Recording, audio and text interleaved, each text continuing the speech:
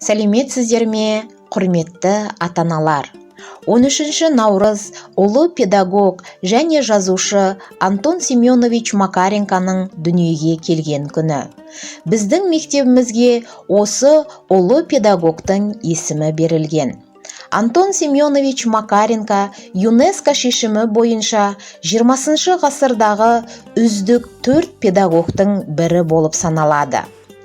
Қазіргі таңда мектебімізде оқуға құштар мектеп жобасы іске асуда. Құрметті ата-аналар, осы жоба аясында сіздерді Антон Семенович Макаренконың отбасындағы мәселелер мен тәрбиесі жайлы жазылған ата-аналарға арналған кітабын оқуға шақырамыз.